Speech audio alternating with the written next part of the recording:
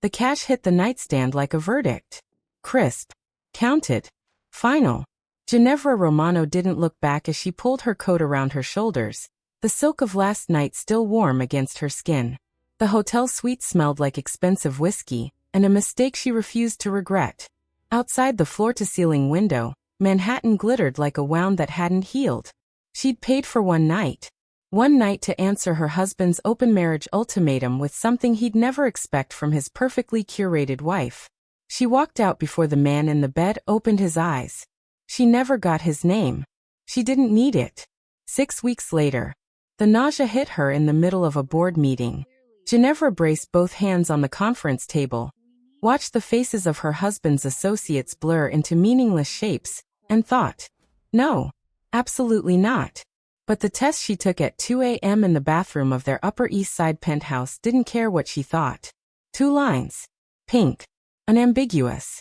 She sat on the cold marble floor until her legs went numb.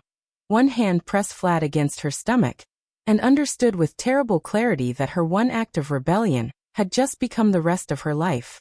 Her husband, Marco Ferrante, found her still sitting there at 3 a.m. Not out of concern.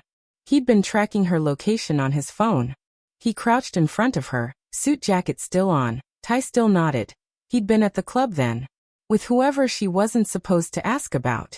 His eyes dropped to the test still in her hand. The silence between them was the loudest thing she'd ever heard. Whose? He asked. Just that.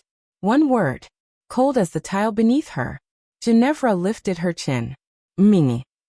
The vein in Marco's jaw twitched. He stood, straightened his cuffs, and walked out of the bathroom without another word. She should have been relieved. She wasn't. The divorce papers arrived the next morning. Not from a lawyer. From Marco's hand, slid under the bathroom door while she was in the shower, as if the gesture itself was meant to humiliate her.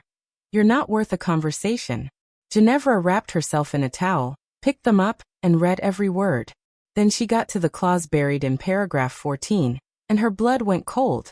Medical support for Irene Romano Ferrante, currently in residence at St. Augustine's Private Care, will be discontinued upon dissolution of marriage unless wife agrees to. She stopped reading. Her mother. Marco had his hand around her mother's oxygen line, and he was squeezing. You already feel it, don't you? That trapped animal sensation in your chest. That anger on her behalf mixing with dread at what comes next. This isn't just a story about a woman in a bad marriage. It's a story about what happens when someone pushed to the edge finally stops bracing for the fall and starts choosing to land on her own terms. Stay with me, because the man who's about to walk back into her life is going to change everything she thought she understood about danger, obsession, and what it means to be protected by someone who has absolutely no right to protect you. She confronted Marco in his study that afternoon. He was behind his desk, phone to his ear, and he held up one finger. Wait. As if she were his assistant instead of his wife of 8 years. Ginevra crossed the room, took the phone from his hand, ended the call, and set it face down on his desk. The look he gave her could have frozen the Hudson. You wouldn't, she said, holding the divorce papers at her side like a shield. You wouldn't pull her support. She's done nothing to you. Marco leaned back in his chair, fingertips pressed together. She raised you. That's something. Marco. Sign the papers, he said quietly. Too quietly. Or don't. But understand what don't costs. You think divorce is an option? He asked. Ginevra lifted her chin. Yes. He stood then, and she hated that she still flinched, not from fear of violence, but from 8 years of trained deference, of making herself smaller so he could feel larger. He stepped closer, close enough that she could smell his cologne. The same one she'd bought him last Christmas before she'd known. You forget something, he said. She waited. Your mother is alive because of me.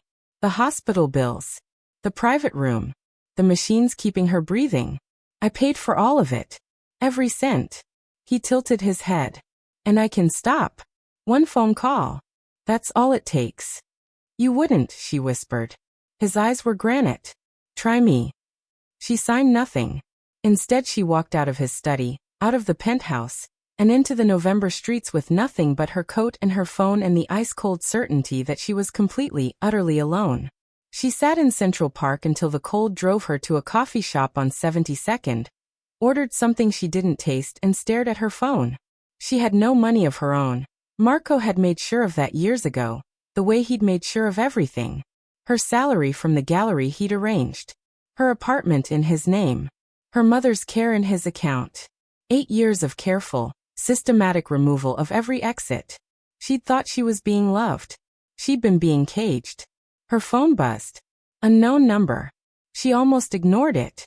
Then she thought, what do I have left to lose? She answered. The voice on the other end was low, unhurried, and utterly familiar in a way that made no sense because she'd only heard it once, in the dark, against her ear, at 2 a.m. in a hotel suite she'd paid for in cash. Ginevra. Not a question. Her hand tightened on the phone. Who is this? A pause that felt like a smirk. You left without saying goodbye. She stood up so fast she knocked her coffee over. How do you have this number? She demanded, voice low. The coffee shop crowded enough that she had to be careful. Sit down, he said. Still calm. Still that same unhurried voice that had said entirely different things in entirely different circumstances. I'm not going to hurt you. I don't know you. You knew me well enough 6 weeks ago. Another pause. And I think we should talk about what you left behind on that nightstand. Her stomach dropped. The money. Not the money. She understood then. The way you understand something before you're ready to. What do you want? She whispered. To meet, he said. Tonight. I'll send an address. She should have said no. She told herself she said no for a full 45 minutes while she walked back to a hotel. Not the penthouse, she couldn't go back there yet, and sat on the edge of the bed, and stared at her phone, and thought about her mother on machines that Marco could unplug with a phone call. Then the address came through. A restaurant in Little Italy. Public. Busy. She told herself it was just information. She told herself she was in control. She got in a cab at 7:15. The restaurant was called Da Vinci's, which should have meant nothing and somehow already meant everything. The way the maitre d' nodded at her name before she'd finished saying it, the way she was escorted past the public dining room to a back section separated by dark glass, the way every man she passed wore a suit that cost more than most people's monthly rent, the way they all went slightly still when she walked through. She was brought to a corner table. He was already there. And he was nothing like she'd expected. In the dark of the hotel suite, she'd registered broad shoulders, skilled hands, a voice that knew exactly what it was doing. In the light of Da Vinci's, she registered something else entirely. He was younger than she'd thought, mid-30s maybe. Dark hair, dark eyes. A jaw that looked like it had been constructed specifically to make people uncomfortable. He wore a charcoal suit with no tie, the top button of his shirt open, and he had the particular stillness of a man who had never once in his life needed to prove he was the most dangerous person in the room. Because he always was. He stood when she approached. Ginevra. He said her name like he'd been saying it for years. I'm Ryder Voss. The name hit her like cold water. Voss. Even she knew that name. Everyone in New York knew that name. The way they knew certain streets you didn't walk down at night and certain buildings where the wrong knock could end very badly. The Voss family. Ryder Voss specifically, the one who'd taken control from his father at 31, and tripled the operation in 4 years. The one the tabloids called a billionaire, and the FBI called something else entirely. She had hired him. She had paid him with an envelope of cash she'd pulled from her own savings like he was. Sit down, he said, not unkindly. You look like you're about to run. I'm thinking about it, she said. Something crossed his face. I know. He pulled out her chair. Sit-down. She sat because her legs had made the decision before her brain caught up. A waiter appeared, not walked over, simply materialized, and poured wine she hadn't ordered. She noticed the waiter didn't look at Ryder. No one looked directly at Ryder. They watched him the way you watch a source of heat.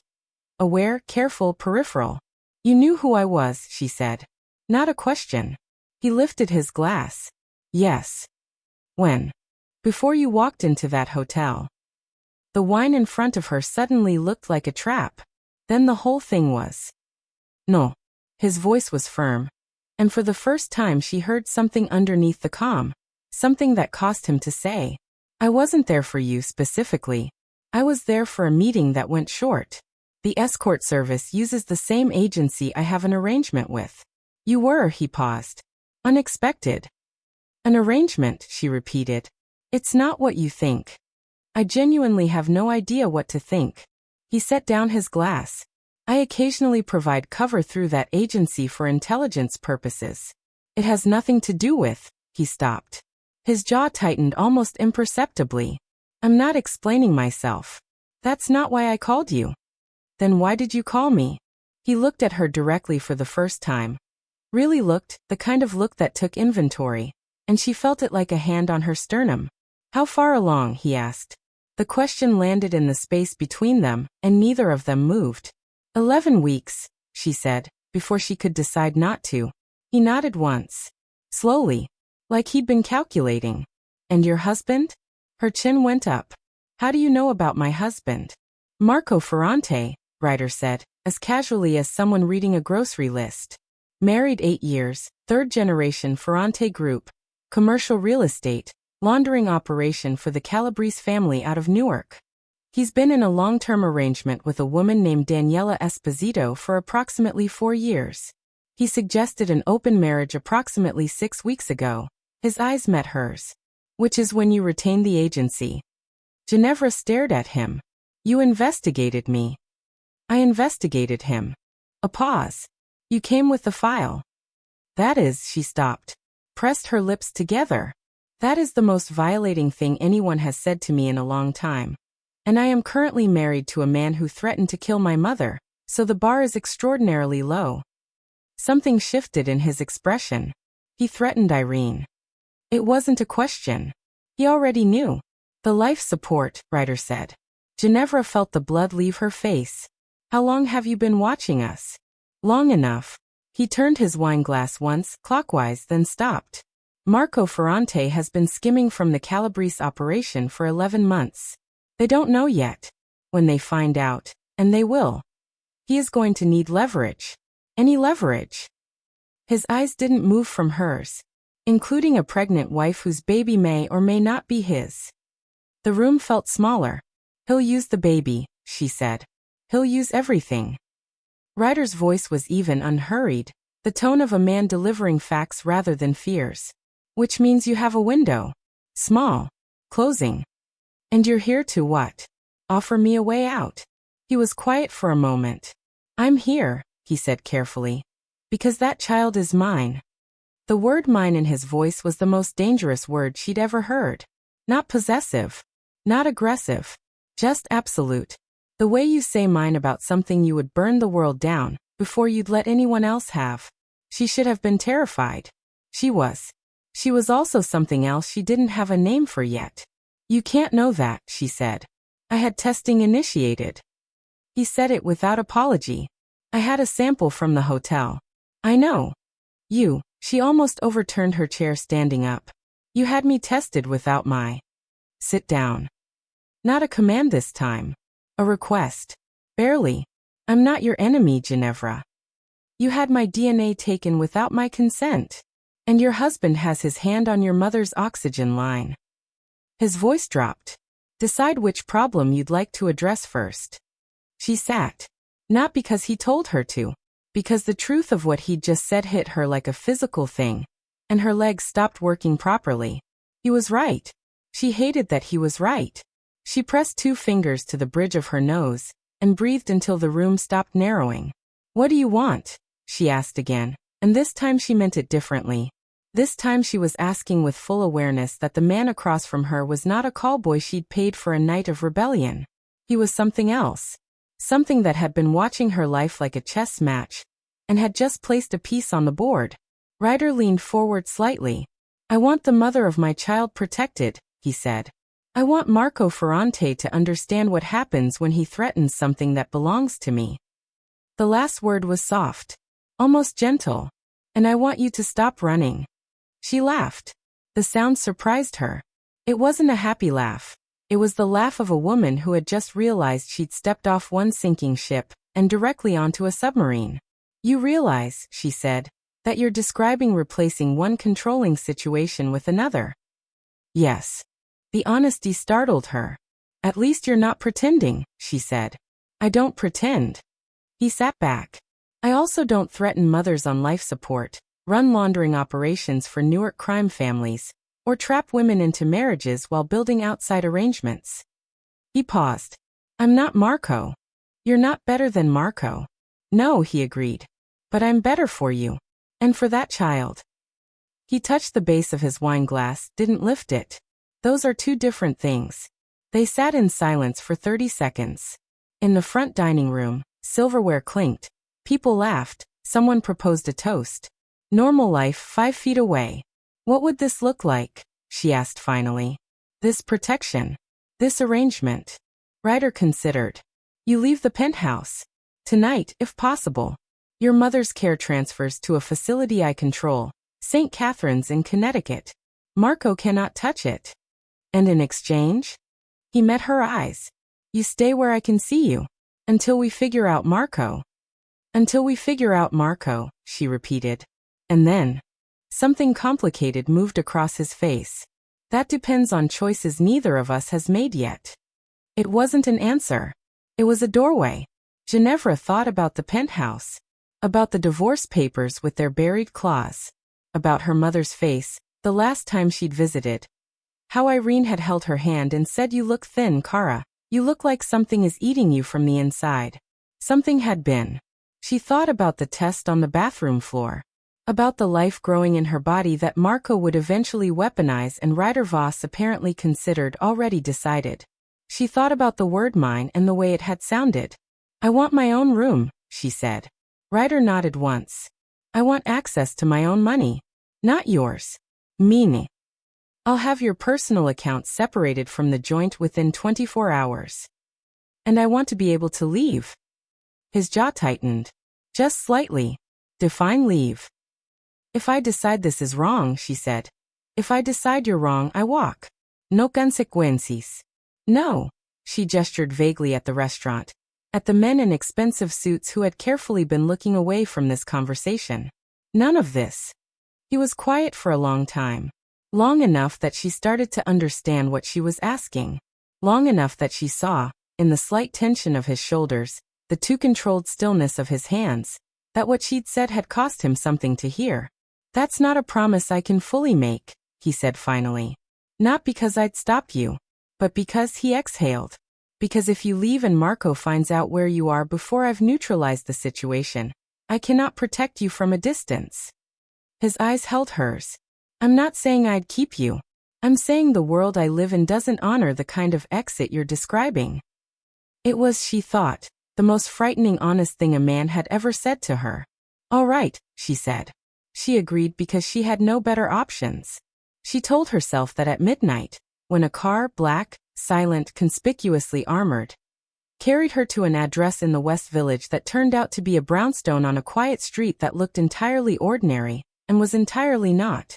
She told herself that while a woman named Ottavia, Ryder's household manager, showed her a bedroom suite that was larger than the penthouse's living room, with its own entrance and its own key. She told herself that while she stood at the window and looked out at the street and thought, I don't know this man. I don't know what he wants. I don't know what I've walked into. Then Ottavia set a cup of tea on the nightstand, chamomile unprompted for nausea, and Ginevra thought. He told her I was pregnant. He told her before I agreed to come. He'd known she'd say yes. She didn't know whether to be furious or frightened. She chose furious. It was safer. Marco called at 1 a.m. She let it ring. At 1:07 a text. Where are you? Not a question. She typed back, safe. Nothing else. His response took 4 minutes. Long enough that she imagined him pacing the study, calculating, deciding which lever to pull first. Come home or I make the call. She stared at the message. Her hand trembled once. Then she took a breath. Knocked on the wall between her room and the hallway. Ottavia appeared in 40 seconds. I need to speak with Mr. Voss, Ginevra said. He's in the study, Signora. She found him at his desk, jacket off, sleeves rolled, reading something on a tablet. He looked up. Marco is threatening my mother tonight, she said. Ryder set down the tablet. Picked up his phone. Made a call that lasted 11 seconds. He said 4 words in Italian she didn't catch, and that was all. What did you do? She asked. Moved your mother's care as of 20 minutes ago. The transfer was already in process. He set the phone down. Marco cannot touch her. That fast. I started when you sat down at dinner. He met her eyes. I told you I was serious. She stood in the doorway of his study and felt something crack open in her chest. Not affection, not yet, not anything so soft, but something. The particular relief of a pressure that has been building for so long that when it releases you don't feel better. You just feel different. Like a jaw unclenching after years of grinding. You could have told me, she said. You weren't ready to trust me yet. She considered. Am I now? No, he said. But you're ready to stop running. That's enough for tonight. She should have gone back to her room. Instead, she sat in the chair across from his desk and pulled her coat tighter and said, Tell me who you actually are. He considered her for a moment. You know who I am. I know your name and your reputation and the fact that you apparently have leverage over half of New York. She tilted her head. I want to know who you are. Something moved in his expression. Something careful, assessing. The way a man looks when he's deciding how much of a wall to lower. My father was Cesare Voss, he said. Consigliere to the Marchetti family, until he decided to build his own structure. He died when I was 26. I took over. He said it the way you'd say I took the morning shift. I've been running operations in New York, Boston, and Chicago since then. And the money? Legitimate businesses that provide cover for illegitimate income. Yes. He held her gaze. I'm not going to pretend I'm something I'm not. Good, she said. Neither am I. Something shifted in the air between them. It wasn't warmth exactly. It wasn't attraction, or rather, it was attraction underneath several layers of danger and distrust and the awareness that this man had had her DNA tested without consent and still somehow was the most honest person she'd spoken to in years. Why an escort service? She asked. He blinked. First time she'd seen anything like surprise on his face. Why were you? Why did you have an arrangement with an escort service? You could have. She gestured. You could have anyone. He was quiet for a moment. Anyone who knows who I am, he said slowly, wants something from me. Power. Protection. Association. A pause. Anonymity has value. She nodded slowly. Yes, she said. It does. Their eyes held for a moment too long. She stood up. Good night, Mr. Voss. Ryder. She almost said it. Instead, she walked back down the hall and told herself the warmth in her chest was just the chamomile tea. At 3 a.m., Ginevra woke to the sound of voices downstairs. Low, urgent in Italian. She pulled on her robe and cracked her door. In the foyer below, 3 men she hadn't seen before stood with Ryder. All of them in the posture of bad news. Shoulders forward, weight shifted. The look of men who'd run here. One of them held a phone out to Ryder. She watched Ryder take it. Watch his face do nothing. Absolutely nothing. While he looked at whatever was on the screen. Then he raised his eyes and found her on the landing above. Even from that distance, even in the dim light, she saw it. Something had changed. Come down, Ryder said. His voice was steady. Everything else in the room was not. She descended the stairs, acutely aware of the 3 men watching her with the particular wariness of people who knew something she didn't. Ryder turned the phone toward her. A photograph. Grainy, but clear enough. Her. Outside Da Vinci's that evening. Getting into Ryder's car. Beneath it, a message in Italian she couldn't fully read, but she caught one word she knew. Calabrese. Marco went to them, Ryder said quietly. He told them about you. About the baby. His jaw was tight. He told them the child might be mine. The 3 men in the foyer were very still. Ginevra understood, with cold and absolute clarity, that she had just become something far more dangerous than a cheating wife seeking a divorce. She had become leverage in a war she hadn't known was coming. Why does it matter? She asked. To the Calabrese. Why would they care whose baby? Because I've been consolidating territory they consider theirs, Ryder said. For 18 months. They've been looking for a pressure point. He took the phone back. Marco just handed them one. She absorbed this. He knew, she said. He had you investigated. That's why her voice steadied. He didn't threaten my mother because he was angry about the baby. He was setting a trap, getting me to run somewhere he could tell the Calabrese I'd run to. Ryder looked at her with something that might have been respect. Yes, he said. My husband, she said, is a genuinely terrible person. Yes. And now the Calabrese know I'm here. We have perhaps 6 hours before they move on that information. She pulled her robe tighter. Then we need to move faster than 6 hours. The brownstone became a war room in minutes. Ginevra sat at the dining room table. Ottavia pressed hot coffee into her hands without being asked, and watched Ryder operate with the efficiency of someone who had been at war before, and found it clarifying rather than stressful. For more men materialized. Phones rang and were answered in low Italian. A map of Manhattan appeared on the table. Someone mentioned a name, Don Aldo Calabrese, with the tone you reserve for weather systems and natural disasters. She was not asked to leave the room.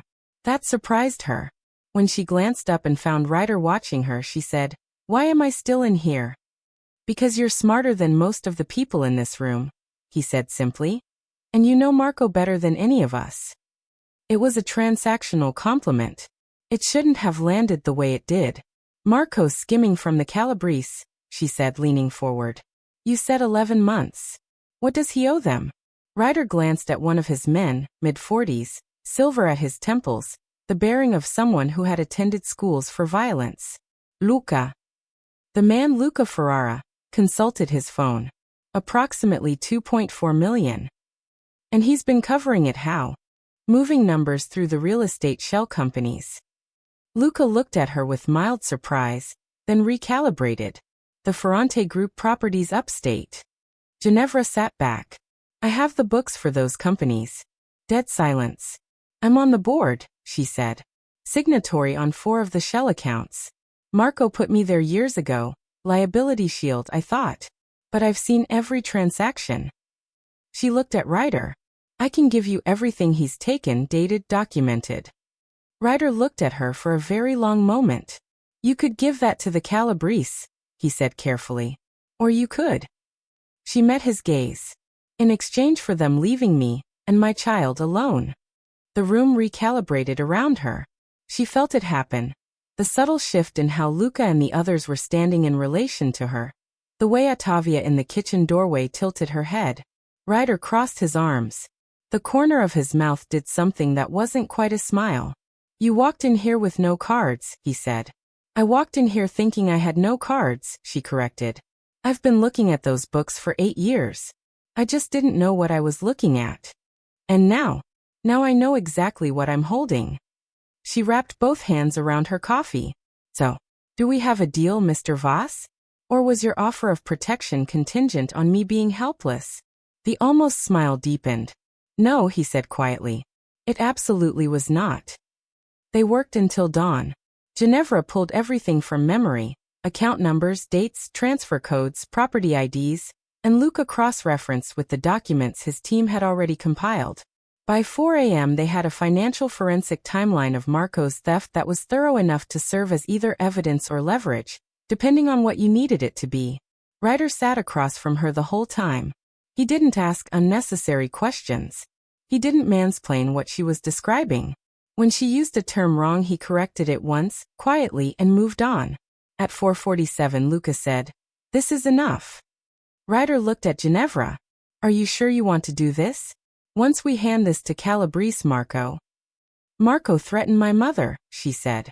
"Marco has been lying to me for 8 years. Marco used me as a chess piece." She held Ryder's gaze. "I want him dealt with. I'm not asking you to make it pretty." Something dark moved through Ryder's eyes. "All right," he said. She slept for 3 hours. When she woke, the brownstone was still and early morning light came through the curtains in long pale slants. For 30 seconds she didn't know where she was, and then she did, and the weight of it settled back over her like a coat you've been carrying so long you've stopped feeling it. Pregnant. Homeless. In the brownstone of a man who ran operations in 3 cities, and had just become the safest dangerous thing in her world. She lay still and put one hand on her stomach. 11 weeks. Not showing yet. Not quite real yet, in the soft animal way of bodies. What are you going to do? She asked the ceiling. What are you doing? The ceiling didn't answer. From downstairs came the smell of coffee, and what might have been eggs. She got up. Ryder was in the kitchen. Not Ottavia. Ryder. In a gray Henley and dark trousers, standing at the stove with the particular focused competence of someone who cooked because they actually liked it, not because anyone expected it of them. She stopped in the doorway. He heard her. She was beginning to understand he heard everything, and said without turning, "Sit. Eggs will be ready in 4 minutes. Toast is done." She sat at the kitchen island. "I didn't know you cooked. There's a great deal you don't know about me." He slid a plate toward her. "Eat. You didn't eat last night. I'm not sure I should take dietary instruction from you. You're pregnant. Eat the eggs." He turned back to the stove. "Ryder." She blinked. "What? You keep calling me Mr. Voss." He flipped something in the pan. "It's Ryder." She picked up a fork. "Ginevra." "I know." A pause and then quieter. "I know." They ate in the kind of silence that was almost comfortable. Almost. She was acutely aware of the fact that she was in his kitchen in her robe and last night's hair, and he had made her breakfast, and that this was somehow more intimate than the hotel suite 6 weeks ago, even though that shouldn't have been possible. "Did you contact the Calabrese?" she asked.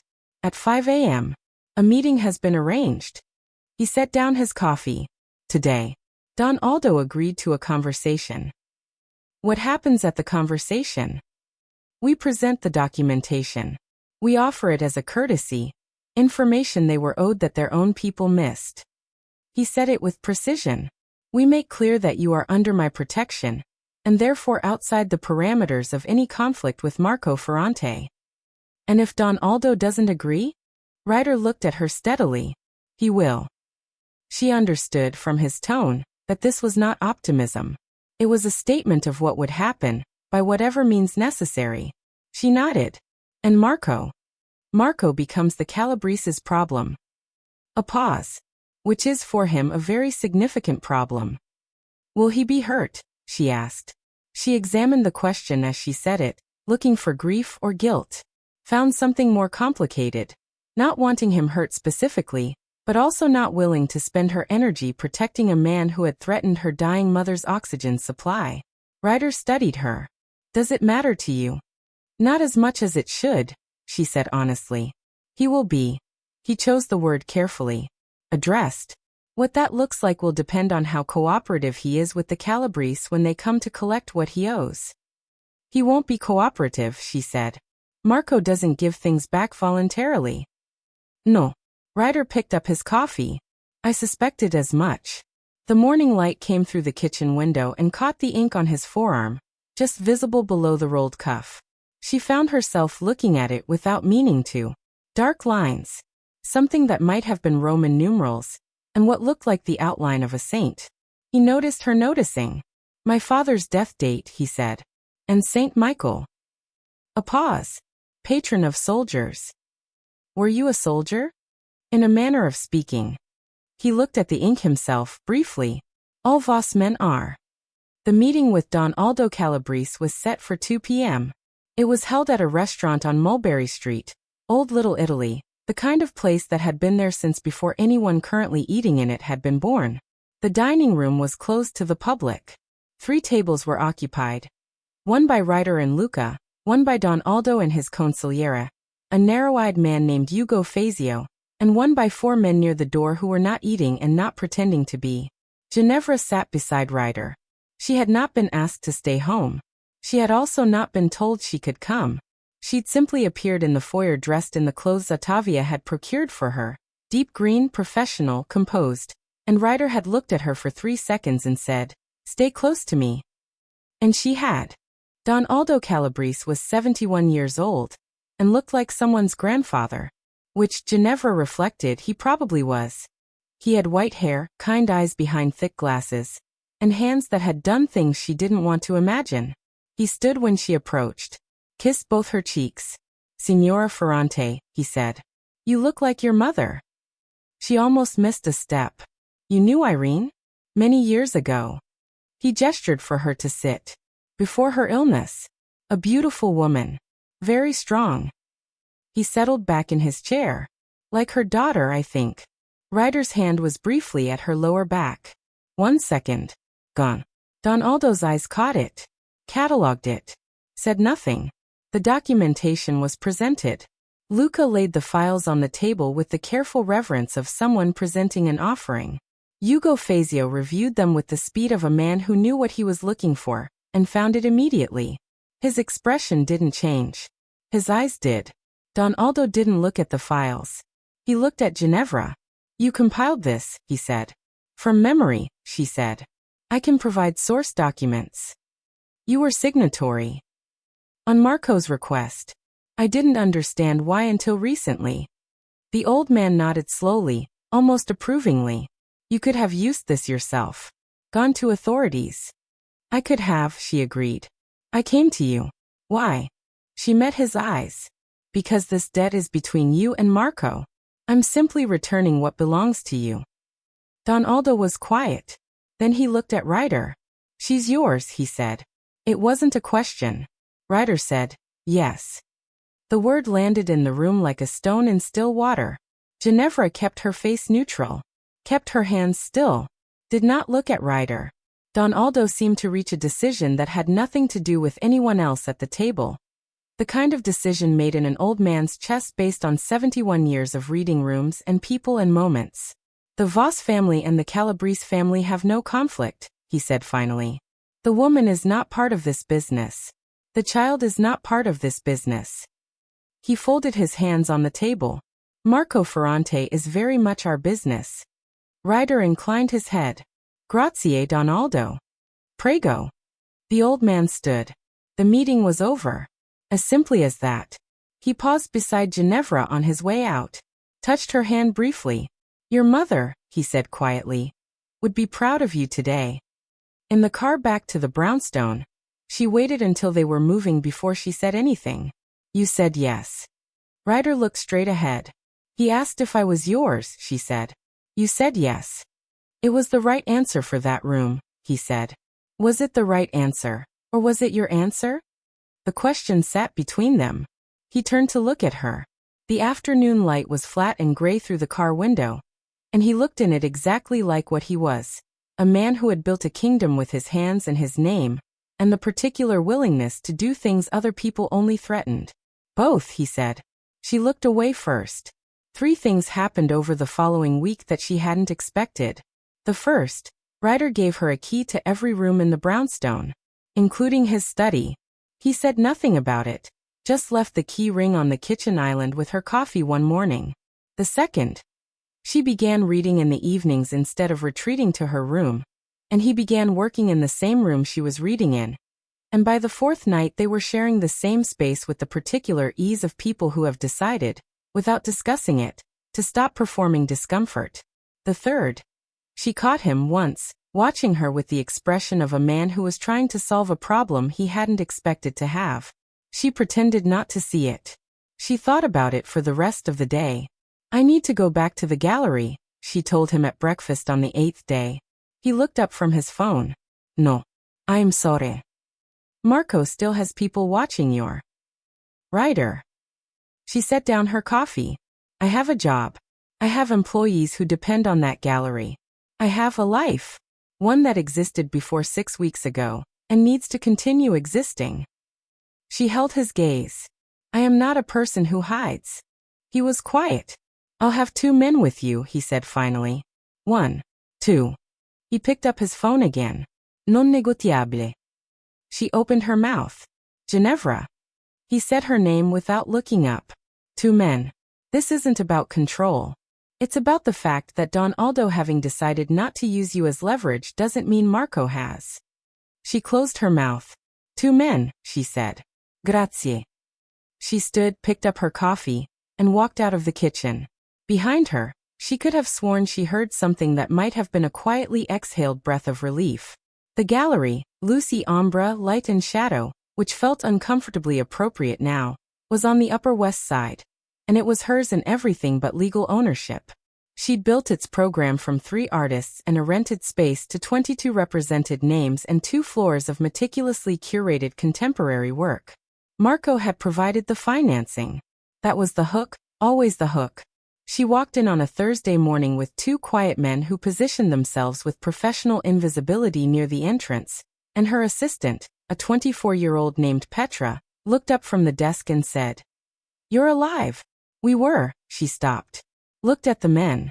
"Is everything okay?" "Everything's fine," Ginevra said. "Tell me what I've missed." She worked for 5 hours. It was, she realized, the first time in 2 weeks she'd felt like herself. She was in the storage room reviewing a new delivery when one of Ryder's men, the younger one, with the name tag she'd nicknamed Sirius because he had never, in 8 days, produced any expression other than one of concentrated vigilance, appeared in the doorway. "Signora, your phone." She looked at the screen. "Marco." She almost didn't answer. Then she thought, "I'm not hiding. Marco. You have something that belongs to me. You'll need to be more specific." "The gallery." His voice was controlled. "Dangerous. The representation agreements. The artist contracts. They're all under the Ferrante Group umbrella. And when the divorce—" "There isn't going to be a divorce," she said. "Not the way you planned it." A pause. "What did you do?" "I returned something that wasn't yours," she said. "To the people it belonged to." The silence that followed was the silence of a man doing arithmetic and not liking the answer. "Ginevra," Marco said, very quietly, "do you have any idea what you've done?" "Yes," she said. "Exactly." She ended the call. Her hands were shaking. She pressed them flat against her thighs and breathed until they stopped. Sirius was watching her with what she now recognized, upon reflection, was not blankness but a carefully maintained professional neutrality that probably covered all kinds of things. "He'll escalate," she said. "We anticipated that," the man said. "Mr. Voss has been notified." "How?" The call was flagged. She stared at him. "My phone is monitored?" He said nothing. She pressed 2 fingers to her forehead. "He flagged my phone." She picked up her bag, walked past Sirius and his partner, and got into the waiting car. She did not speak during the drive back to the brownstone. She kept her face still and her hands folded and told herself the anger in her chest was appropriate and righteous and nothing to do with the other thing underneath it. The thing that kept noticing Ryder Voss's hands and his voice and the way he looked when he thought she wasn't watching. She found him in his study. "My phone," she said. He looked up. Put down his pen. "Ginevra. You said you weren't keeping me." "I'm not. I'm keeping track." "Of me. Of my communications. Of my—" She stopped. Breathed. "That is not protection. That is surveillance." He stood. "Marco called you." "Yes, and I handled it." "He now knows you went to the Calabrese." His voice was even, and that evenness was starting to infuriate her in a way she hadn't expected. Not because it was cold, but because it wasn't. Because underneath the control there was something she couldn't get a clean read on. "He'll move quickly now. He'll try to use the gallery." "I know he'll try to use the gallery. I've known Marco for 8 years. I don't need you to." "Stop." He came around the desk. "Just stop for a moment." She did. Because something in his voice had changed. He was closer than she'd expected when she stopped moving. They were standing near the window, late afternoon light cutting between them, and she could see the tension in his jaw and the careful controlled look of a man who was working very hard to keep something contained. "I flagged the phone because Marco is unpredictable when cornered," he said, quieter now. "Not to control you. Not to," he exhaled. "I understand why it feels the same. I understand that every man in your life has used access as a weapon." His eyes were direct, unwavering. "I'm not them. You keep saying that. Because it keeps being true. It would also be true if you were lying." "Yes." He didn't look away. "It would. You'll have to decide what you believe." She looked at him. Really looked, the way she'd been not looking for 8 days because it was safer. "Take the monitoring off," she said. A long pause. "All right," he said. She hadn't expected him to agree. The surprise of it moved across her face before she could stop it, and he saw it, and something in his expression shifted, softened almost, in a way that made him look briefly younger and considerably more dangerous than his usual controlled self. I told you, he said. I'm not keeping you. She nodded. Turned to leave. Ginevra.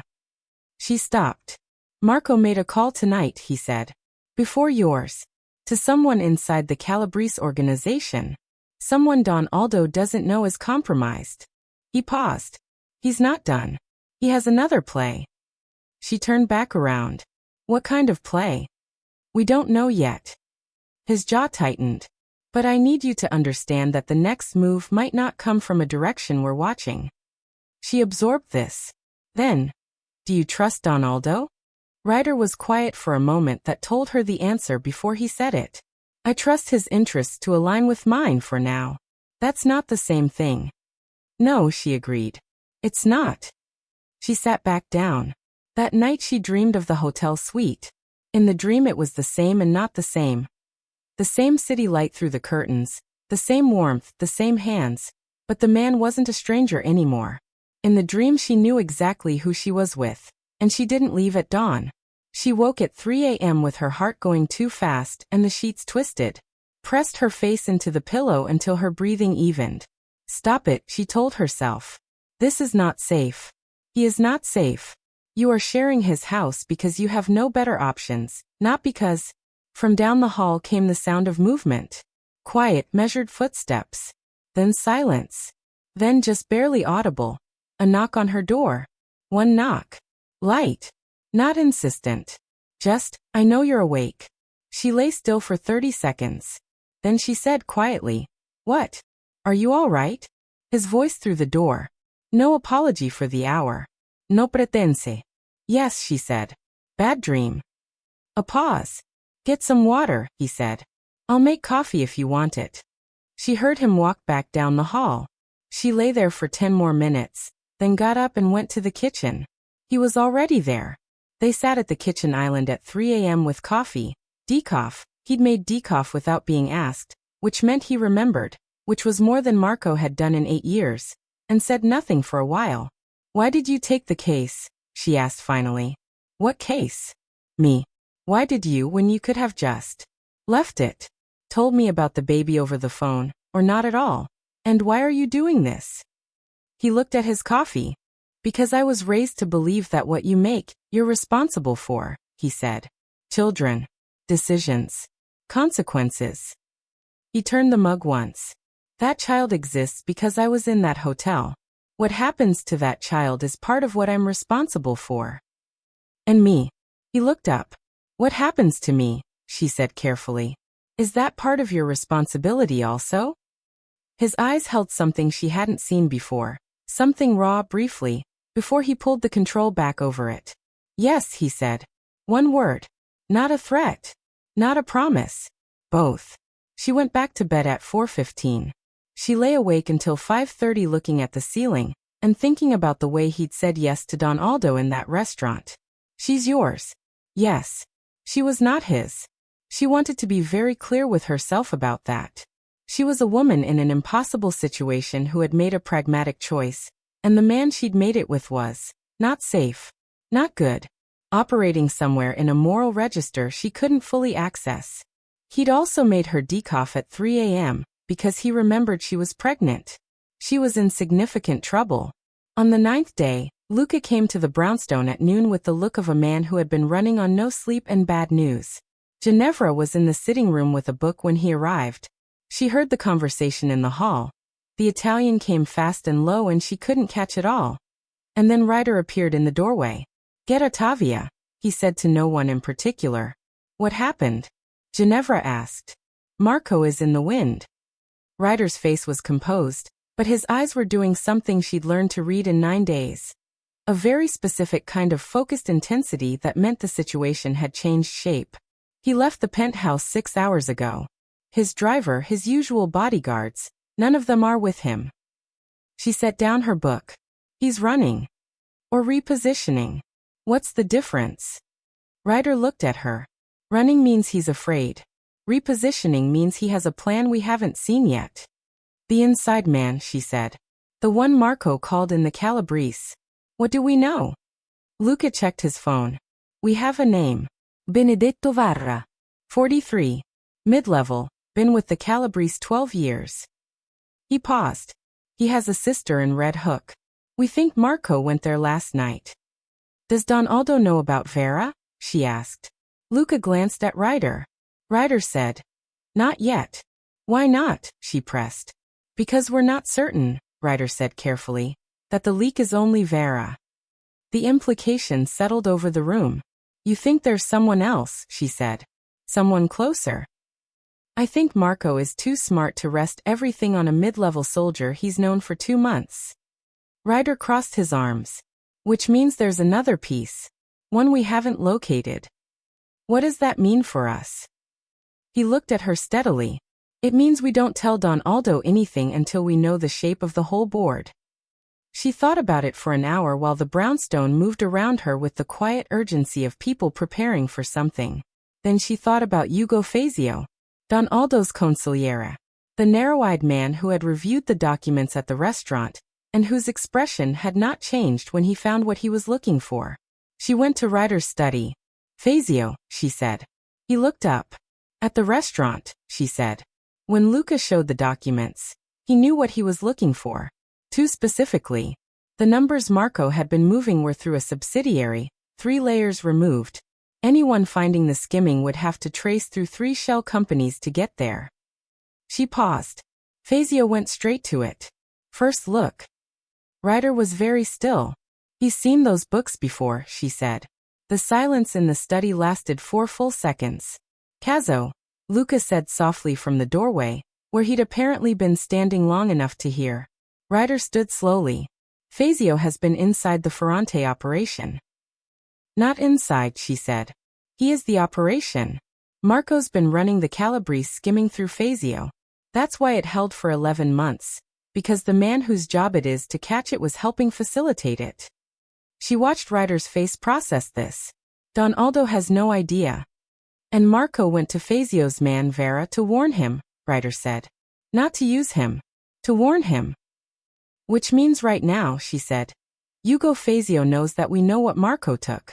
He knows we gave the documentation to Don Aldo, and he's deciding whether to get ahead of it or get rid of the evidence, Ryder finished. Their eyes met. I'm the evidence, she said. The call came through on Luca's phone at 29:47. He answered, listened for 11 seconds and looked at Ryder. The gallery, he said. Petra, your assistant, she's been approached. A man came in an hour ago. Showed her a photograph. Ginevra's stomach dropped.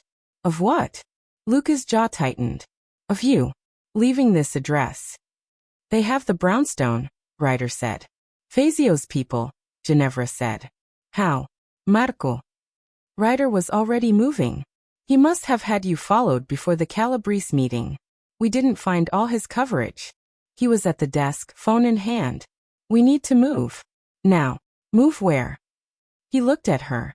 Full attention the way he rarely gave anyone, completely, without division. Somewhere they don't know, he said. I have a house in Connecticut. Near your mother. She absorbed this. One beat. All right, she said. If you're still here, you already know this isn't just a story. It's a descent into a world where love and violence are the same language. Where protection looks like possession, and surrender feels like power. She came to him with nothing but leverage she didn't know she had. And somewhere in 9 days of shared kitchens and 3 a.m. coffee and impossible decisions, she stopped running toward an exit and started running toward something she doesn't have a name for yet. He's running out of ways to keep her safe without keeping her captive. She's running out of reasons to fight him when fighting feels like the only thing keeping her alive. Subscribe, because the people who stay for this kind of darkness understand that the most dangerous thing you can do is fall for someone who was never supposed to let you live. The Connecticut house was not what she'd expected. She'd expected something compound-like. Walls, gates, the architecture of paranoia. What she got was a stone farmhouse on 12 acres with a pond that had frozen at the edges and a kitchen with windows that faced east and caught the morning in amber sheets. It was quiet in a way the city never was. She stood at the kitchen window on the first morning and felt something loosen in her chest that she hadn't known was tight. Ryder appeared behind her. She heard him before she saw him, that particular quality of movement he had, deliberate and quiet, and set coffee beside her. It was my mother's, he said. She looked at him. The house. She grew up in a farmhouse in Abruzzo. She wanted this when she came here. He looked out the window with her. She had it for 11 years. Died in the garden. A pause. Peacefully. Before everything became, he stopped. Before my father's world became too much of her world. You loved her, Ginevra said. Not a question. Just recognition. Yes. She visited her mother the next morning. St. Catherine's was 20 minutes from the farmhouse, clean and private and staffed by people who, she noticed, treated Irene with the specific attentiveness of a facility that understood exactly whose name was on the account.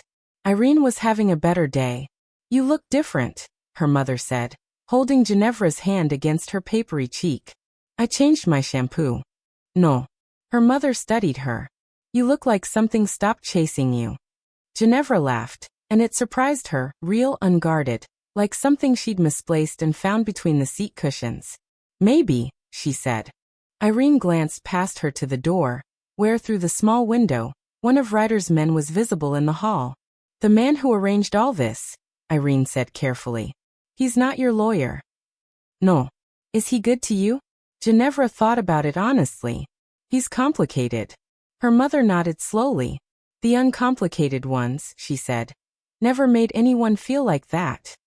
She told him about the visit that evening while they sat by the farmhouse fire. This had become a thing, somehow, evenings by the fire.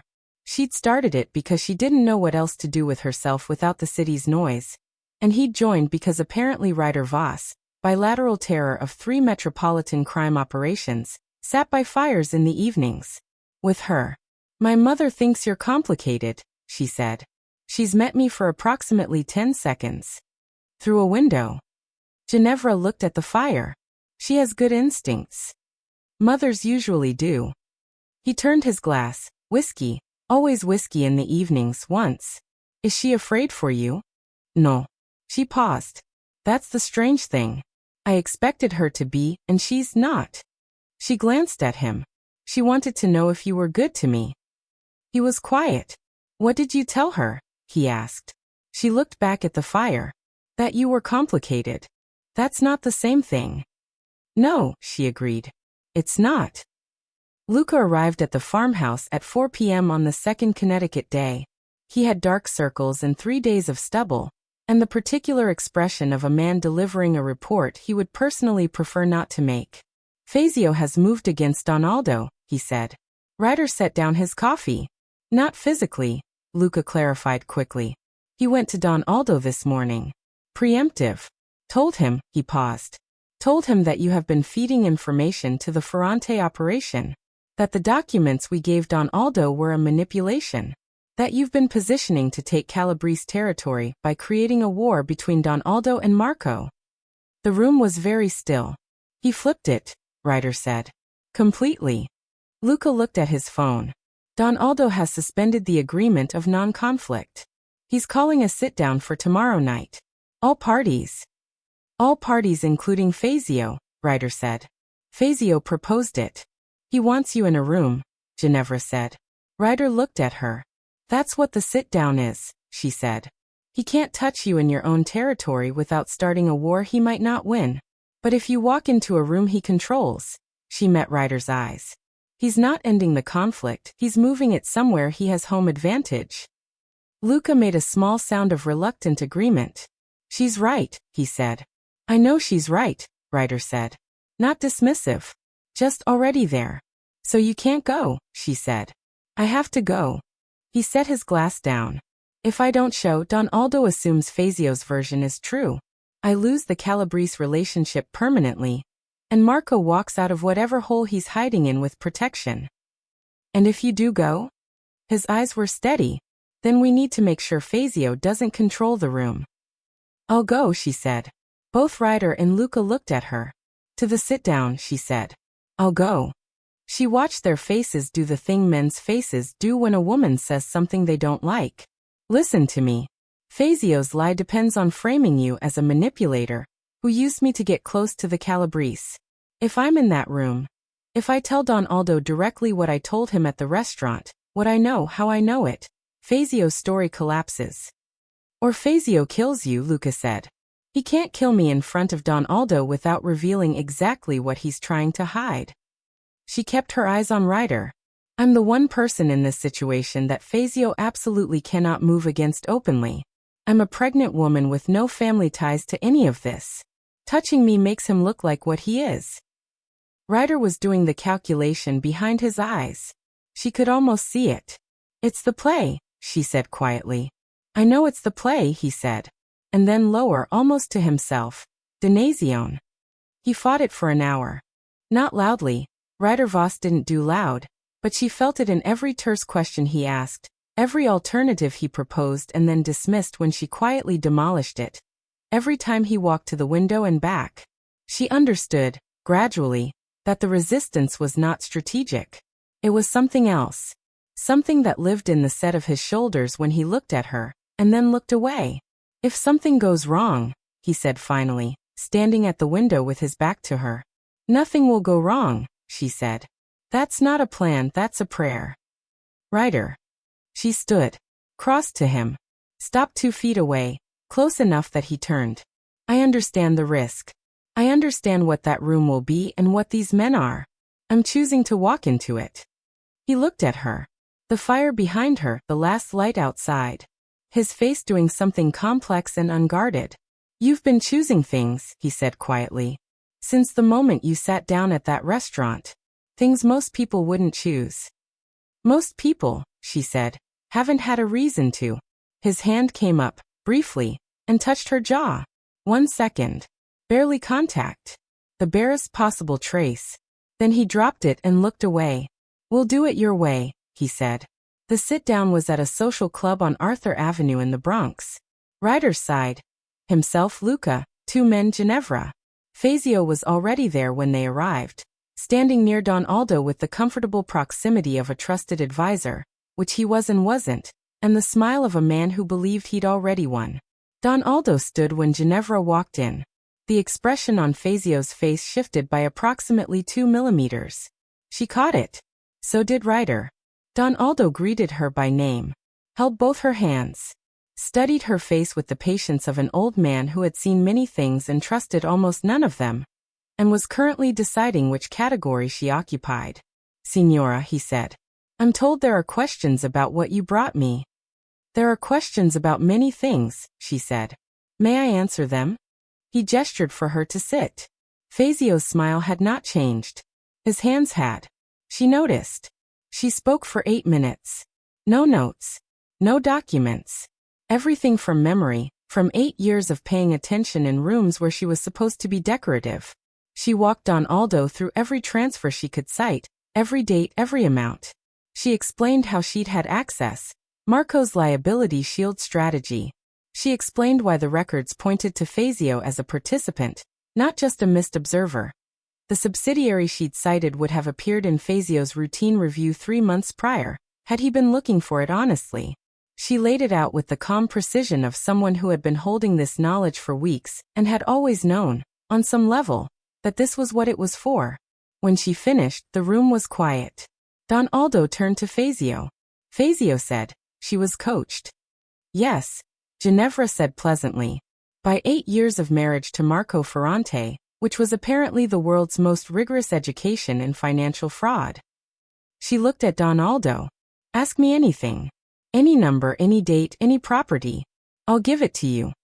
The old man asked her 6 questions. She answered 5 immediately. The 6th required a 30-second pause while she located the figure in the architecture of her memory. And then she gave it, and Luca, who had the documentation on his phone, confirmed it without looking up. Don Aldo turned to Fazio. Fazio said nothing. The room understood what the silence meant before anyone said a word. You go, Don Aldo said, and his voice was so quiet and so kind that it was the worst sound in the room. One of Fazio's men near the door stepped forward. The other moved backward. Fazio looked at Ryder. This isn't finished, he said. Yes, Ryder said. It is. Ginevra did not watch what happened next. She turned toward the window and looked out at Arthur Avenue. The Italian bakery across the street still lit, a woman walking a dog through the cold. and stayed there while sounds happened behind her that she catalogued abstractly and filed away for never thinking about again. Ryder was beside her in 4 minutes. "Ready," he said. She turned. His face was composed. Clean. He had that specific stillness that she now understood was not coldness, but the trained discipline of a man who had learned to separate himself from what his world required. "Yes," she said. They walked out together. Don Aldo stood at the door as they passed. He pressed his hand briefly to Ginevra's arm. "Your mother was right," he said. "About everything." She didn't ask what he meant. Some things you understand without asking. In the car, in the dark, on the way back to Connecticut, she started shaking.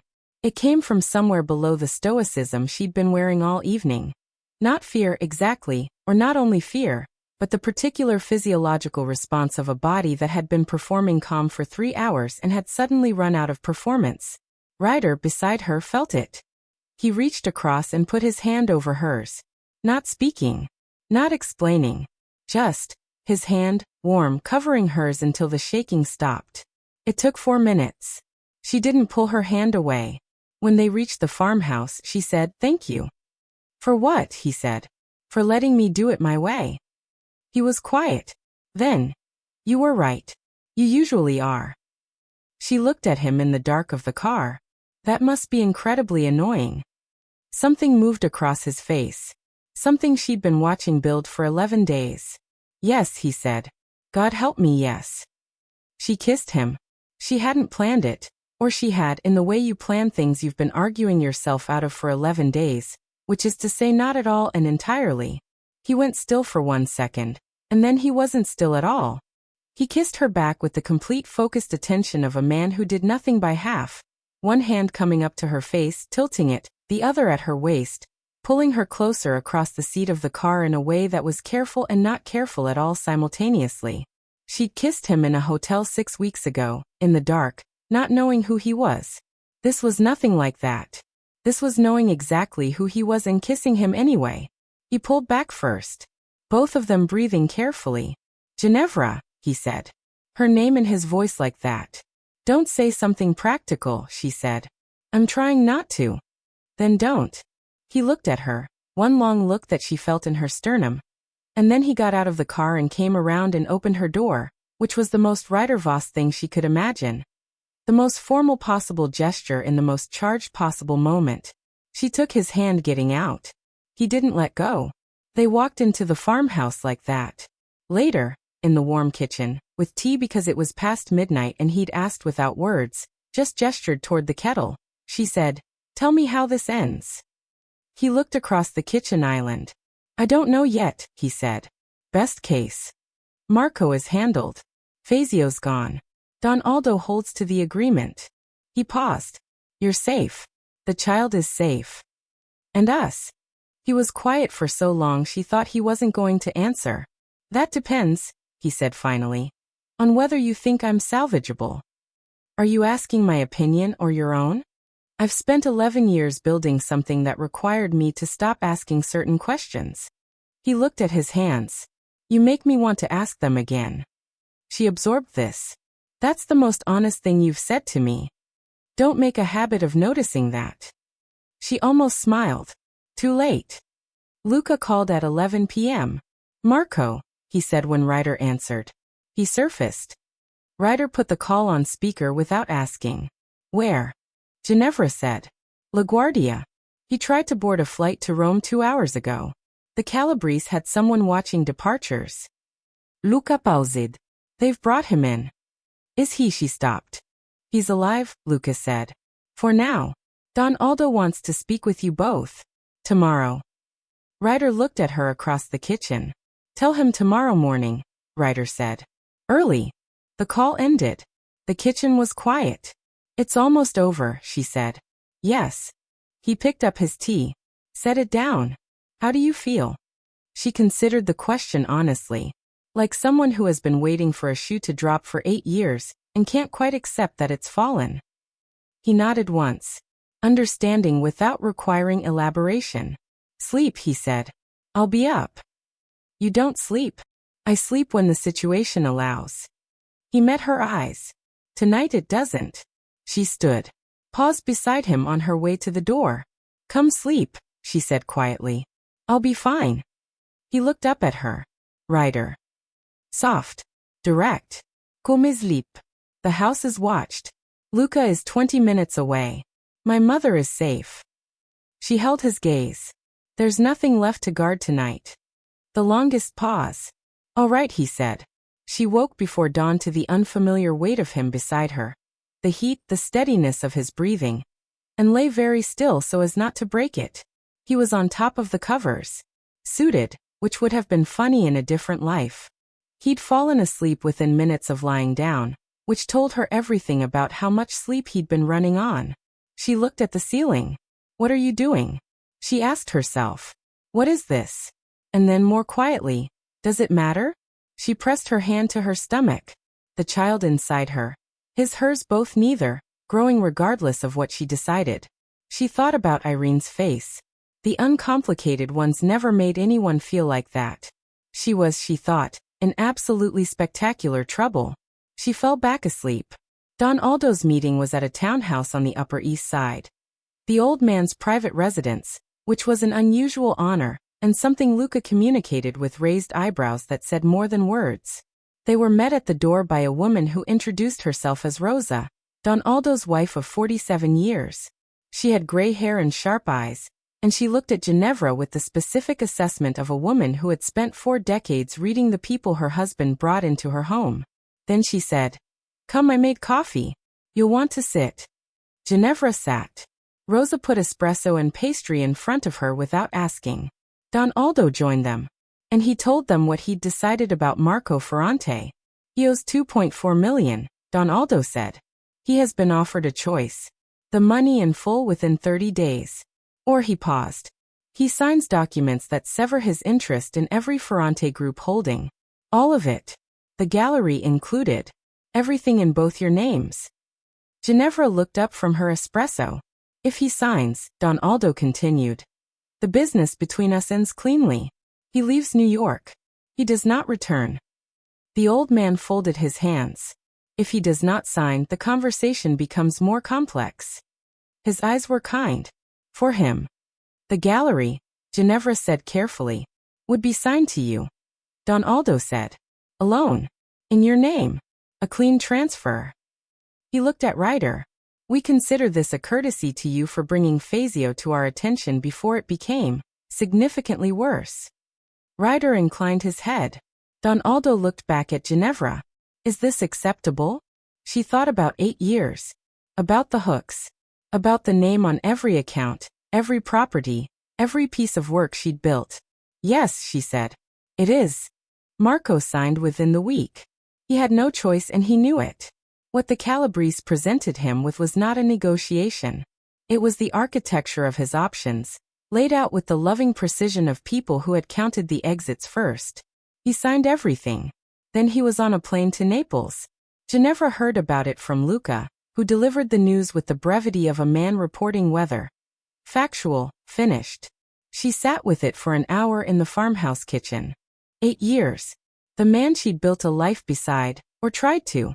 The man who had turned her love into leverage and her care into a chain and finally, into the instrument of his own undoing. She wasn't sad exactly. She was something else. The specific emotional register of an ending. Not grief, but the strange hollow weight of space that used to be filled. Ryder found her sitting there. He didn't say anything. He just made coffee and sat across from her. It was, she thought, exactly right. 2 weeks in Connecticut became 4. She kept going to the gallery. 2 men, always, but she'd stopped resenting them in the way she'd stopped resenting most things about her new life, which was its own kind of alarming. And she worked, and she ate well for the first time in months, and her mother had good weeks more often than bad ones.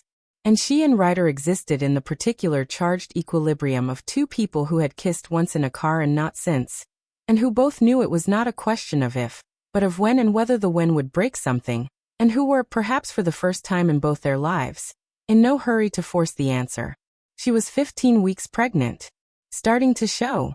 She stood in front of the bathroom mirror one morning and looked at the just visible curve of her body, and felt, for the first time, something she'd been withholding. the tentative beginning of something like joy. She told Ryder that evening. They were by the fire, as had become their habit, and she said, "I felt it today. The possibility of—" She searched for the word. "Joy. About this." He looked at her from across the fire. "About the baby," she said. "I've been so focused on survival that I hadn't let myself." She stopped. "I'm happy. About the baby." It surprised me. Something moved through his expression that she had no prior language for. Something she'd need to build new vocabulary to describe. "Good," he said. Roughly. "That's good." She watched him look at the fire. "Are you?" she asked. "Happy?" He was quiet for a moment. "I didn't think I'd be," he said. "The way this started, the circumstances." He turned the glass. "But yes. Yes, I am." She nodded. A log shifted in the fire. "Ryder," she said. "Ginevra. I think I'm falling in love with you." She kept her voice even. Direct. Because she'd spent 8 years being indirect and she was done. "I thought you should know." He didn't move for 3 seconds. Then he set down his glass and stood and crossed to her chair and crouched in front of her, which was the least Ryder Voss thing she'd seen him do. The most unguarded, and took both her hands in his. Those careful, capable, dangerous hands. "I've been in love with you," he said. "Since you walked out of that hotel at 5 a.m. and left the money like an insult." His voice was rough. "I didn't know what to do with it." "I don't," he stopped. "I'm not good at this. I don't know how to be in something like this without making it." He searched for the word. "A siege," she supplied. The edge of his mouth moved. "Yes." She looked at him. Crouched in front of her fire with his expensive suit and his dangerous hands, and the particular look of a man who has walked into the most frightening room of his life, and is staying anyway. "We'll learn," she said. He kissed her. The phone rang as they were still catching their breath. Luca. The second time in a month, he'd called sounding like a man delivering a verdict. "Marco didn't go to Naples," he said. Ryder went still. "He's in Boston. He's been there 2 weeks. Luca's voice was very controlled. "He's made a deal. Not with the Calabrese. Not with us." A pause. "With the Moretti family." "The Morettis are Irish territory," Ryder said. "Not anymore." "And Marco went to them with something." Another pause. "He went to them with the gallery." Ginevra's hand tightened on Ryder's arm. "He signed it away," she said. "Don Aldo." "The transfer was filed 3 days ago. Before Don Aldo's men processed the paperwork." Luca's voice dropped. "The Moretti family now has a legitimate Manhattan business, with Ginevra's name on the ownership documents. Which means they own her, legally on paper. Or they plan to argue that she's complicit." "It's a frame," Ginevra said. Her voice was steady. She was surprised it was steady. "Yes," Ryder said. "They'll present this to the New York DA's office as evidence that you've been running a money laundering front, Marco's old operation, and now have ties to Boston organized crime." He was moving, already, the particular efficiency of a man who had run this calculation the second the call ended. "They can't touch you directly without risking exposure. So they're going to let the law do it." "And if I'm arrested?" "The child," he said. She understood. The leverage was the baby. The arrest would be the mechanism for accessing it. Parentage claims, custody disputes. All of it through the courts where Marco or the Morettis could position themselves with money and lawyers, and the appearance of legitimacy. It was elegant. She hated how elegant it was. "How long do we have?" she asked. "If they filed the documents 3 days ago, they've had time to build their case. 24 hours. Maybe less." She sat very still. Then she said, "I need to make a call." She called the one person Marco had never considered a threat. Petra. Her assistant. 24 years old, art history degree from NYU. And, as Ginevra had known for 3 years but never needed until now, the daughter of federal prosecutor Dominic Bauer. "Petra," she said when the call connected. "I need to speak with your father. Tonight. And I need you not to ask me anything until I can tell you everything." Petra was quiet for 2 seconds. "He's home," she said. "I'll call him now." Ginevra hung up and looked at Ryder. He was watching her with the expression she'd learned to read. Not surprised exactly.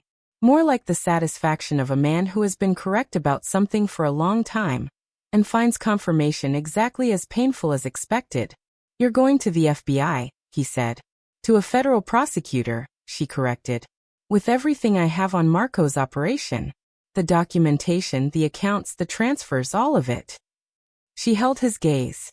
Including, potentially, information about the Ferrante Group's relationship with organized crime over the past 8 years. That information includes proximity to me, he said. To the Voss operation. I know. Ginevra. I know, she said again. But Marco built this frame using legitimate legal channels, and the only thing that breaks a legal frame is more law. She paused. I can give Bauer enough to take Marco apart. I can give him enough to neutralize the Morettis' ability to use me. I can do it in a way that, she met his eyes, doesn't go further than necessary. You're protecting me, Ryder said. Very quietly. I'm protecting us, she said. And the baby. And my mother. And the gallery. She stood. And yes, you. In that order. He looked at her for a long moment. The Voss name can survive scrutiny, he said carefully. My operations are structured to withstand. I know. She crossed to him. Stop close. I know how you've built it. I'm not burning it down, Ryder. I'm walking the line. What if you can't walk the line? Then I'll tell Bauer the minimum that protects me and gives him Marco, and we'll handle whatever comes from that together.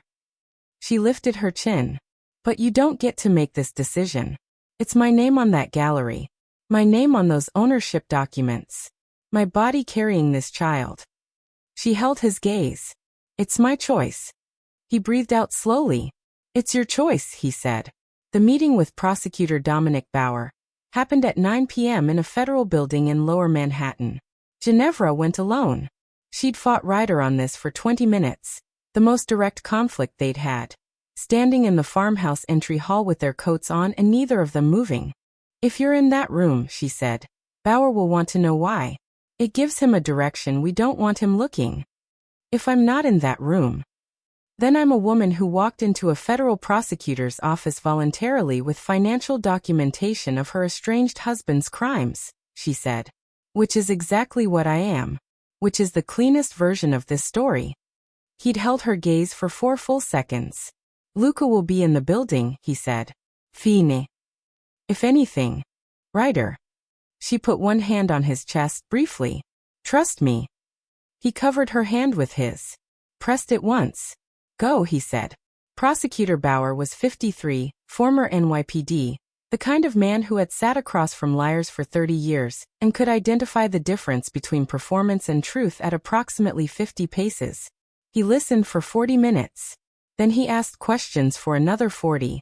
Ginevra answered everything she could answer, declined the rest with the calm precision of someone who had spent the car ride over deciding exactly where her lines were, and gave him enough on Marco Ferrante and the Moretti connection to make the frame collapse before it could be filed.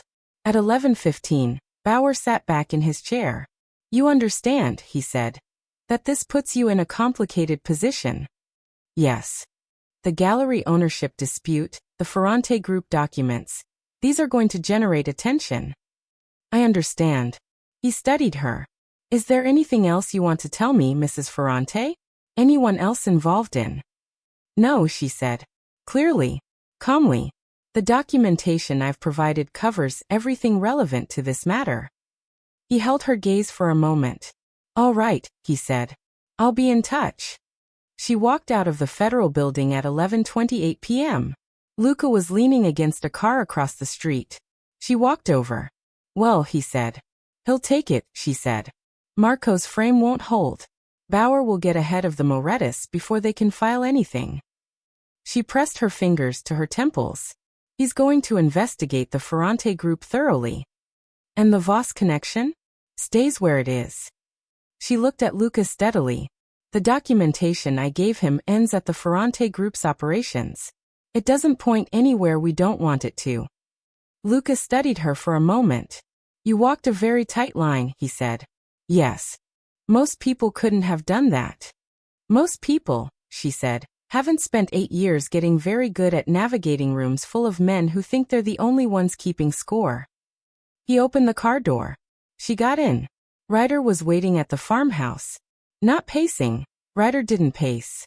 He was standing by the kitchen window with his hands behind his back, looking out at the dark, and he turned when she came in with the look of a man who has been maintaining control through sheer structural discipline, and is now deeply relieved to stop. She crossed the kitchen and walked into him. His arms came around her. She stood there with her face against his chest and listened to his heartbeat, which was faster than it should have been, and felt his hands on her back, steady, careful, warm, and thought, this is what it should feel like. It worked, she said into the fabric of his shirt. I know, he said. Luca called. Of course he did. Are you all right? She thought about it. I'm tired. And relieved. And I want to sleep for approximately a week. Then sleep, he said. Come with me, she said. He came. 6 weeks later, federal prosecutor Bauer indicted Marco Ferrante on 47 counts of financial fraud, money laundering, and conspiracy. Marco was extradited from Naples in handcuffs. The Moretti family, faced with the collapse of their legal strategy and the scrutiny that came with a federal investigation adjacent to their interests, quietly withdrew from any claim on the gallery.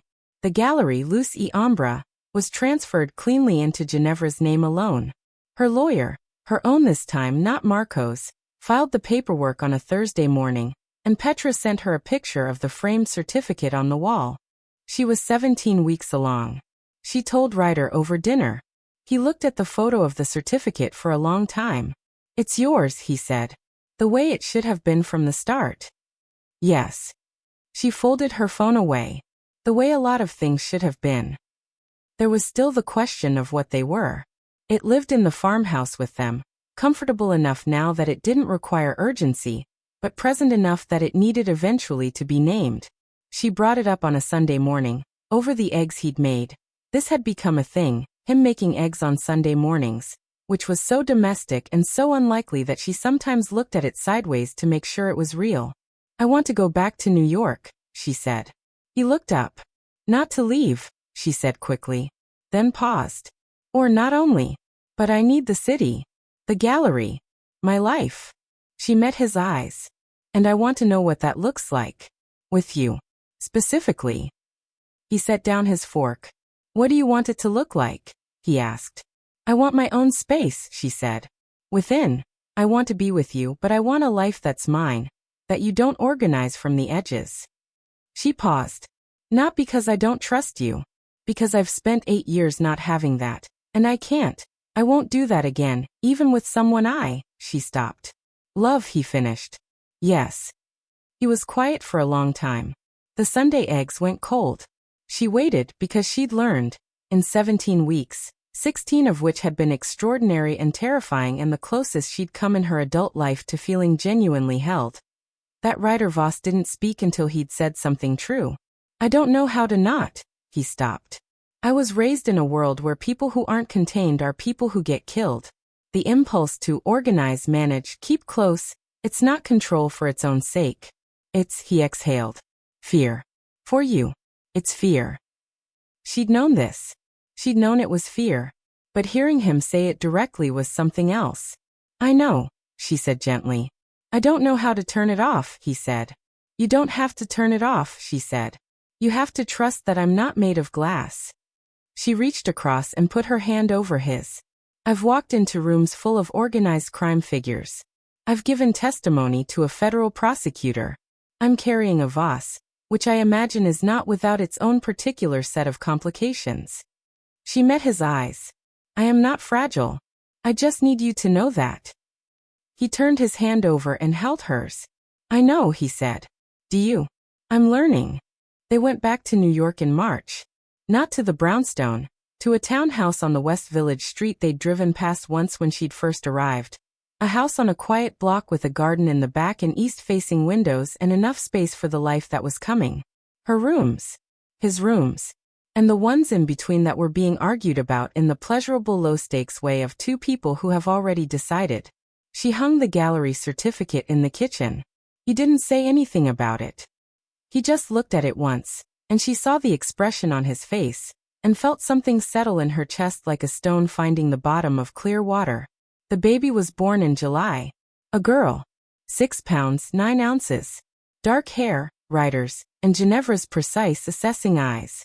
Ryder held her for the first time in the hospital room, and said nothing for 4 minutes. Ginevra watched him from the bed with an oxygen mask still loose around her neck, and felt something new. Some flavor of feeling she didn't have a prior map for. He was crying. Very quietly. The contained kind. But she saw it. He looked up and found her watching. He didn't look away. "Bella," he said quietly. To the baby. Then to Ginevra. "Bella." She laughed softly. "That's the best you've got?" "It's all I have," he said. Roughly. "It's everything I have." They named her Sophia. Irene, who had been transported to New York for the occasion, and was having one of her best days in months, held her granddaughter, and wept in the specific elegant way of a woman who has been strong for a long time, and has finally been given permission to feel something else. Don Aldo sent flowers. Luca sent a small gold chain with a saint's medal, saint and protector of mothers, and a card that said in Italian, "The Voss family gains what the world needs more of." Petra came with espresso and pastry and stayed for 3 hours talking about the gallery's upcoming show. The room was full of people who had arrived through chaos and stayed through the other side of it. Ginevra sat in the hospital bed with her daughter against her chest and her mother's hand in hers, and looked across the room at Ryder, who was standing near the window with his jacket off and his sleeves rolled, and the particular expression of a man who is trying to memorize the exact dimensions of a moment. She caught his eye. He crossed the room, sat beside her, didn't need to say anything. 3 months later, on a Tuesday evening in October, he asked her to marry him. Not with ceremony. Not with the performance of it. He asked while they were in the kitchen. She was feeding Sophia. He was making whatever he made on Tuesday evenings, which had become, inexplicably, pasta. And he just looked up and said, "Marry me." She looked at him over Sophia's head. "That's a terrible proposal," she said. "I know." He set down the wooden spoon. Came around the island. Crouched in front of her. The way he had that first night in the farmhouse, with the same unguarded quality that still surprised her every time it appeared. "Ginevra, you turned my world inside out. You walked into a room full of men who could have killed you and told the truth so cleanly that none of them could touch you. You've been the most infuriating, stubborn, precise, honest person I have ever." He stopped. "I don't have better words than this. I love you. Marry me." She looked at him for a long moment. "Yes," she said. "Yes. Don't make me repeat it." He laughed, actually laughed fully, the sound of it filling the kitchen, and kissed her, and Sophia, between them, registered her opinion of the interruption in the form of a sound that made them both laugh harder. The wedding was small. January, in the Connecticut farmhouse, because that was where it had started making sense, where the first fire had been and the first honest conversation, and the morning she'd stood at the kitchen window and felt the pressure release. Irene was there. Luca and Ottavia. Petra and her father, the federal prosecutor, who sat beside Don Aldo Calabrese in what was objectively the most improbable seating arrangement Ginevra had ever seen, and who spent the reception in a conversation she would never be able to reconstruct. The vows were private. She'd written them at 2 a.m. on a night when Sophia was awake and she was alone in the kitchen, and the words came out easily, all at once, the way things do when you're tired enough to stop performing. She read them to him in front of the farmhouse fire. He held her hands. He hadn't written vows, she'd known he wouldn't, but when she finished he said very quietly, "I was built to take things. This is the first thing I've ever wanted to be given." 6 months later, the gallery's spring show opened on a Thursday evening. The artist was a woman from Napoli, new to New York, new to the American market, whose work painted violence as a kind of tenderness, all dark color and barely restrained lines. The pieces were extraordinary. The room was full by 7 p.m. Ginevra moved through it with the ease of someone who had built this space stone by stone, and knew the weight of every piece in it. Petra was managing the door. The artist was charming the collectors. The wine was good. Ryder was in the corner with Sophia in a sling across his chest, talking to someone she didn't recognize. Though from the quality of stillness in the room around that corner, she suspected everyone else recognized him, with the precise, unhurried manner of a man who had learned to stand in a room without occupying every inch of it. He met her eye across the gallery. She smiled. He didn't, quite but almost, which was his version of the same thing, and she knew it. Later, after the guests were gone and Petra was locking up, and the artist was celebrating elsewhere, she stood in the empty gallery with the lights low and looked at the centerpiece of the show. The largest piece. Dark canvas 6 feet by 8. 2 figures barely suggested, more texture than form, one reaching toward the other, neither clearly the one reaching for, and neither clearly the one receiving. The title card read, Il costo dell'amore. The cost of love. Ryder was beside her. What do you see? She asked. He looked at the piece for a long time. 2 people, he said. Who chose each other on purpose. She leaned into him. His arm came around her. Yes, she said. There were still complications. She'd known there would always be complications.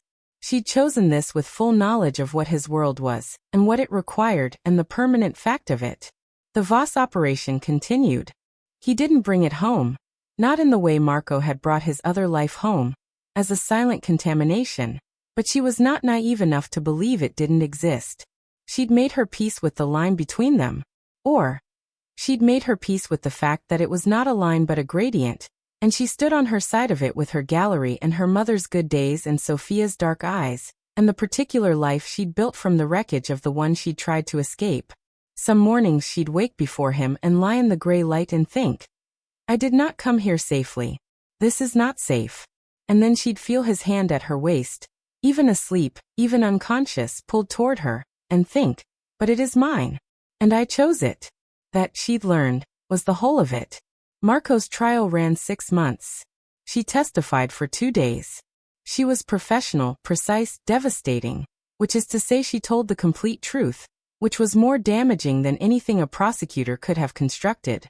Marco looked at her once during the testimony, across the courtroom. She looked back.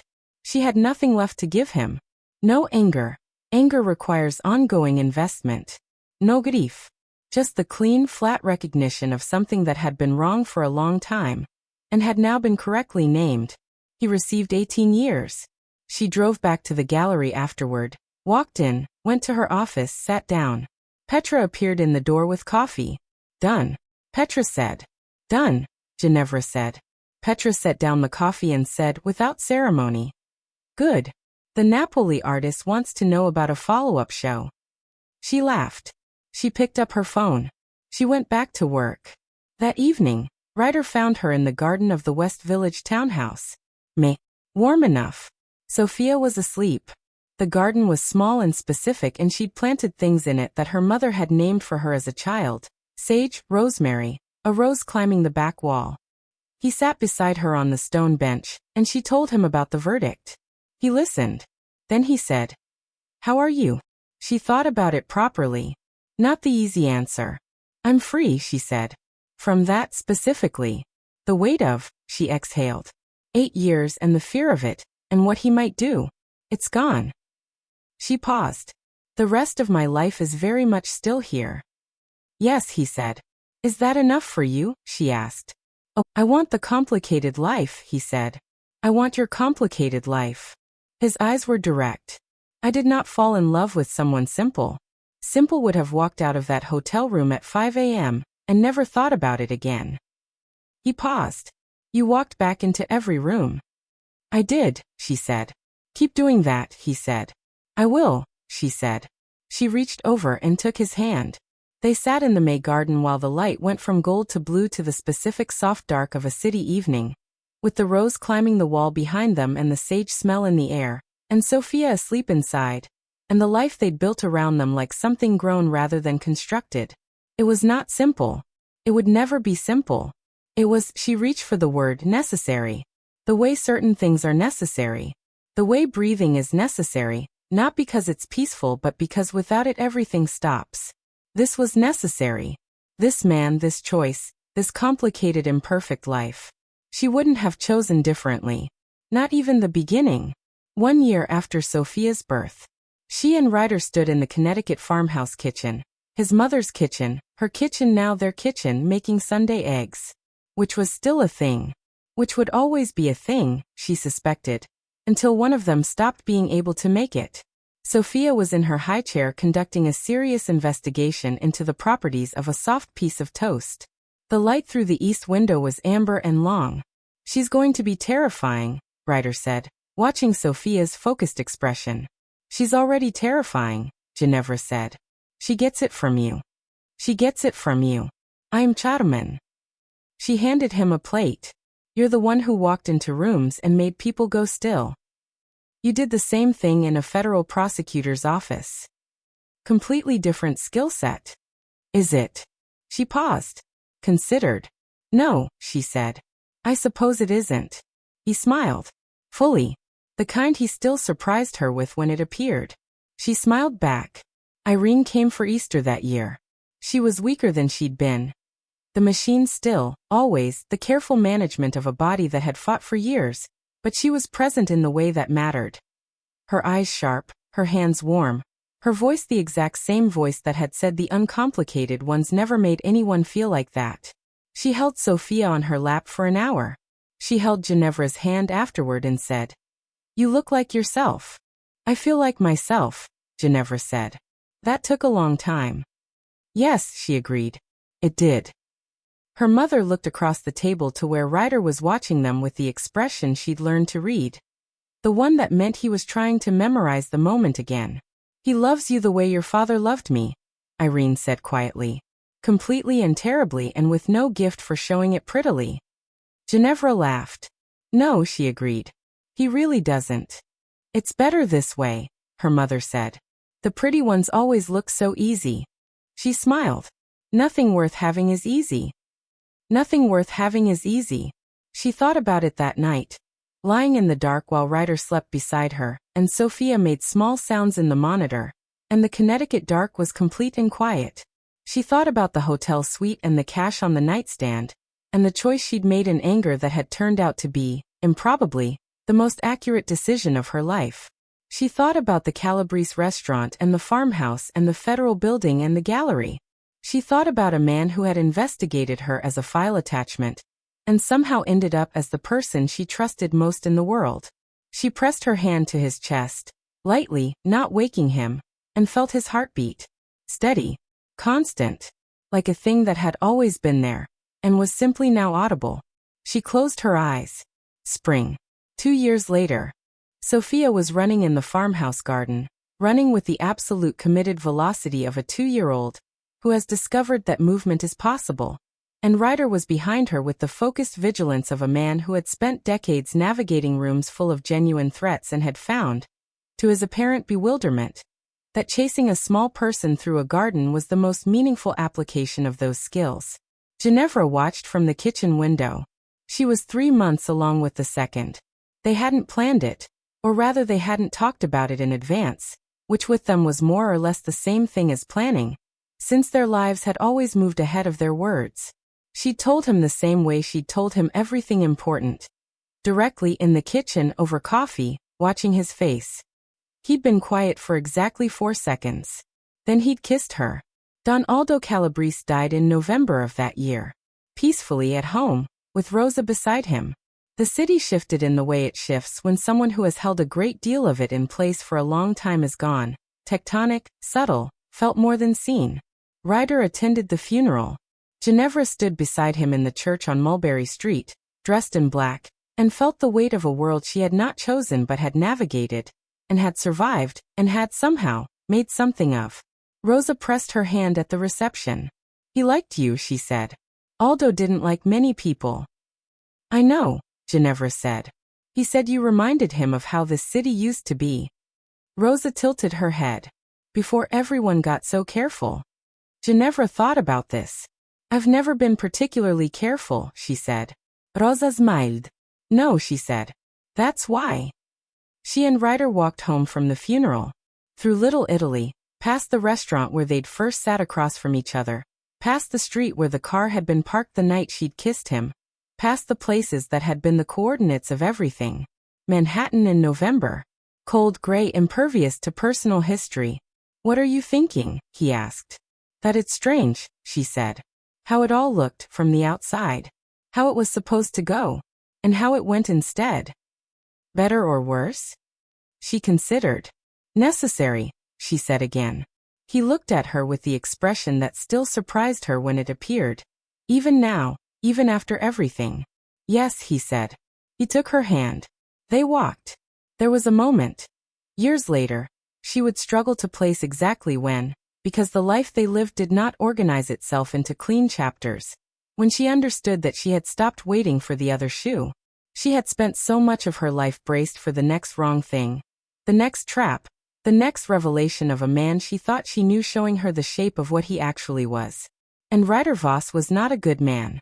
She had never believed he was, and he had never pretended to be. He ran operations that required things she didn't ask about, and he kept those things away from her not out of deception, but out of the particular careful love of someone who understood what she'd survived and refused to add to it. He was not a good man. He was her man, and there was a difference. She'd spent enough time on the wrong side of it to know exactly what the difference was. It was trust. It was truth. It was being seen completely and chosen anyway. It was a man who made eggs on Sunday mornings and chased a toddler through a garden, and held her in the dark without being asked, and said I love you in the particular way people say things they mean so completely that the words barely contain them. It was Sophia's dark eyes. It was the rose on the wall.